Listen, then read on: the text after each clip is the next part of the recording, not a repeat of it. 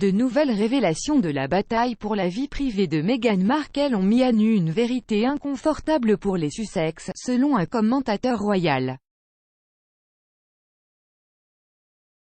La Cour d'appel a entendu cette semaine de nouveaux éléments de preuve dans le cadre de l'appel de l'éditeur du Mail on Sunday contre la décision d'accorder un jugement sommaire à la duchesse de Sussex sur ses revendications en matière de vie privée et de droits d'auteur.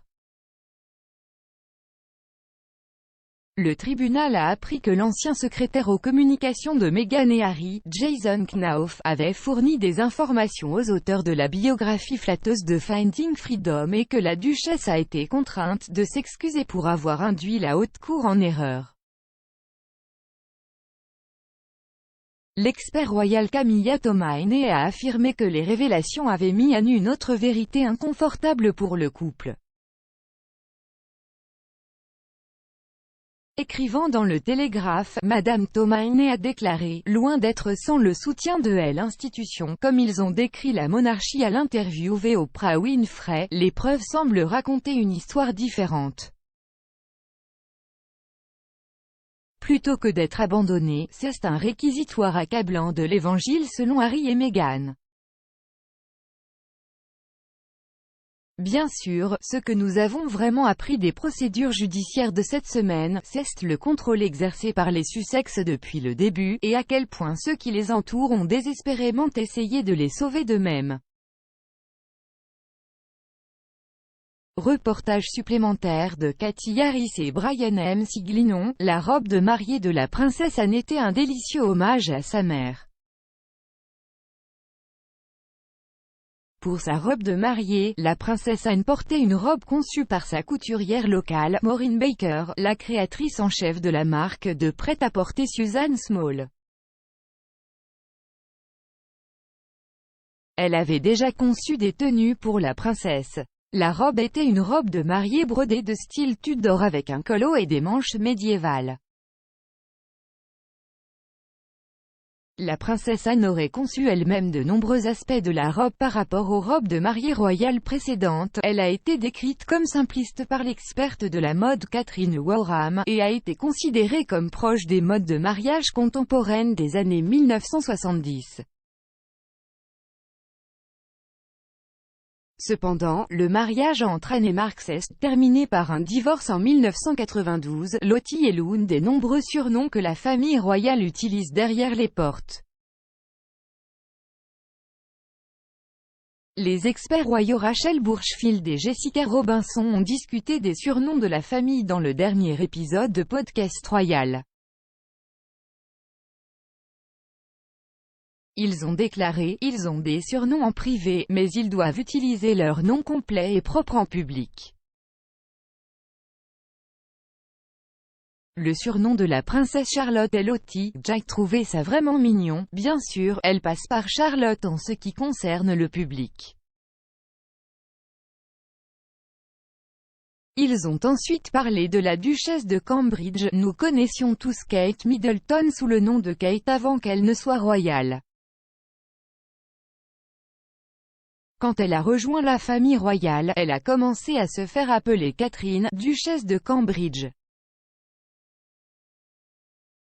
Nous l'entendons souvent s'appeler Catherine. Le prince George a dû désactiver le documentaire de David Attenborough par tristesse. Le prince George aurait été tellement attristé par une série documentaire présentée par Sir David Attenborough qu'il n'a pas pu continuer à regarder, a déclaré son père. Comme le raconte William, George, 8 ans, a été bouleversé par l'une des documentaires sur la nature de Sir David Attenborough sur l'extinction. S'adressant à Sky News l'année dernière, le prince William a déclaré que le sujet basé sur l'extinction s'était avéré trop lourd pour son fils. William a déclaré, le plus récent, celui de l'extinction, en fait, George et moi avons dû l'éteindre, nous en étions tellement tristes à mi-chemin. Il m'a dit tu sais que je ne veux plus regarder ça, pourquoi en est-il arrivé là et vous savez qu'il a 7 ans et qu'il me pose déjà ces questions, il le ressent vraiment, et je pense que tous les enfants de 7 ans peuvent s'identifier à cela. Les Britanniques sont intrigués par Meghan Markle, car les données montrent que la duchesse est la plus recherchée royale sur Google. Les données collectées par Aref.com montrent que le volume de personnes googlées Meghan Markle chaque mois au Royaume-Uni est d'environ 1,1 million de recherches. Ironiquement, Meghan et le prince Harry, 579 cas, sont les deux principaux membres de la famille royale en termes de recherche en ligne malgré leur retrait des fonctions royales. Les données montrent que les personnes vivant au Royaume-Uni semblent plus intéressées par les nouvelles liées à Meghan que par leur monarque régnant et leurs membres de la famille royale à temps plein. Thomas Mace Archer-Mills, commentateur royal et fondateur de The Monarchist, a déclaré à Express. Jusqu'à que les chiffres montrent que le public est toujours intrigué par Meghan, les gens suivent la duchesse de Sussex simplement parce qu'elle intrigue. Camilla s'est battue pour s'assurer que les mythes sur le prince Charles soient démystifiés. Camilla était frustrée de voir de faux mythes sur son mari, le prince Charles, rester incontestés, selon l'expert royal Richard Kay. Parmi ceux-ci, le plus excentrique était qu'au petit déjeuner, cette bouillie chacun à un degré de douceur différent était placé devant lui afin qu'il puisse choisir celui qui avait la bonne consistance. Bien qu'elle soit loin d'être la plus flagrante des fables, elle était frustrée que cette croyance et d'autres croyances trompeuses sur l'homme qu'elle aime aient été autorisées à rester incontestées. La popularité de Meghan chute après des excuses à la cour d'appel. Sondage, le duc et la duchesse de Sussex devraient cesser d'utiliser leurs titres royaux pour promouvoir leurs accords commerciaux ou leurs opinions politiques, révèlent aujourd'hui des sondages exclusifs du Sunday Express aux États-Unis et au Royaume-Uni. À la question, le couple devrait-il utiliser ses titres royaux à des fins commerciales ou politiques? 73% au Royaume-Uni et 59% aux États-Unis ont déclaré qu'ils devraient arrêter. Lorsqu'on leur a demandé « Votre opinion de Meghan Markle a-t-elle changé à la lumière des révélations du tribunal ?», 29% au Royaume-Uni ont répondu qu'elle a diminué et 62% ont déclaré que leur opinion était restée la même. Aux États-Unis, 20% ont déclaré qu'ils pensaient moins à elle maintenant. En Grande-Bretagne, les gens étaient divisés lorsqu'on leur a demandé le couple devrait-il perdre ses titres de duc et de duchesse? Près de la moitié des répondants britanniques, 48%, pensent que le couple devrait être déchu de ses titres, contre un tiers, 33%, aux États-Unis, où ils vivent avec leur fils Archie, 2 ans, et leur fille Lilibet, 5 mois. Les procédures royales qui seront mises en place lorsque le prince Charles deviendra roi. Dans les heures qui suivront la mort de la reine, un conseil d'adhésion, composé du groupe de conseillers du souverain, connu sous le nom de conseil privé, se réunira à St. James Palace, à Londres, pour reconnaître officiellement la transition et proclamer Charles comme le monarque. Le prince Charles rencontrera le Premier ministre et s'adressera à la nation après que la nouvelle ait été annoncée au public par la BBC. Une période de 12 jours de deuil national s'ensuivra et toutes les affaires parlementaires seront suspendues pendant 10 jours à l'exception des députés rendant hommage à la Chambre des communes, comme ils l'ont fait avec le prince Philippe en avril de cette année. Le prince William a visité mercredi le siège du MI5 à Londres. La visite était discrète et peu ou pas de détails ont été partagés avec le public. La circulaire de la Cour qui énumère les devoirs de la famille royale a déclaré: le duc de Cambridge a visité ce matin le MI5, le service de sécurité, Thames House. Cette visite intervient après la visite de la reine à Thames House en février 2020. Après son départ du siège, Buckingham Palace a révélé que Sa Majesté avait également rencontré des membres du personnel du MI5. Le prince Charles aurait pu avoir des conversations avec William sur l'avenir de la monarchie. Un expert royal a affirmé que le prince Charles, 72 ans, était le premier sur le trône à la mort de la reine, mais avait été confronté à des appels pour laisser le prince William prendre la tête de l'État.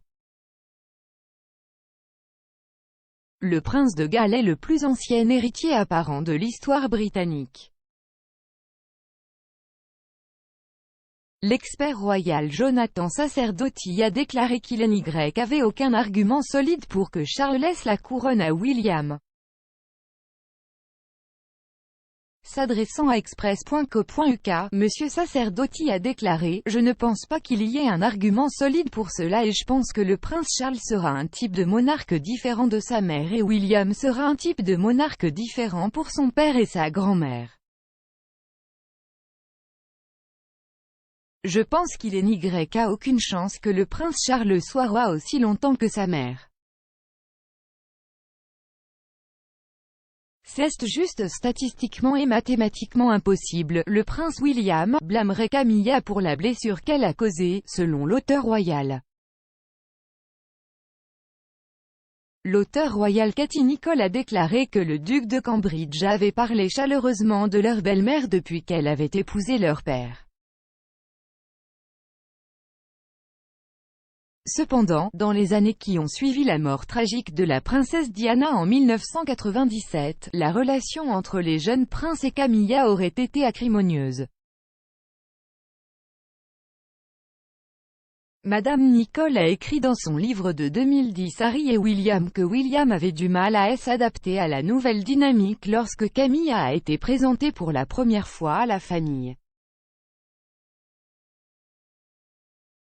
Un partisan de Meghan termine 180 sur Duchesse après des excuses, s'adressant à Jeremy Vainon 5, Ayesha Hazarika a déclaré: « J'ai souvent défendu Meghan Markle, mais je pense que c'est assez dommage de ne pas avoir divulgué cette information assez importante au tribunal.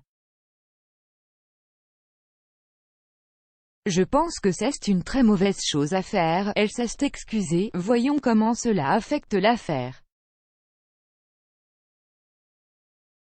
Meghan et Harry ont laissé échapper la chanson préférée des Archie lors d'une visite à l'école. Meghan et Harry ont passé du temps avec des écoliers afghans jeudi, alors qu'ils visitaient la force opérationnelle Liberty à la base commune Maguire d'Isleyhurst dans le New Jersey.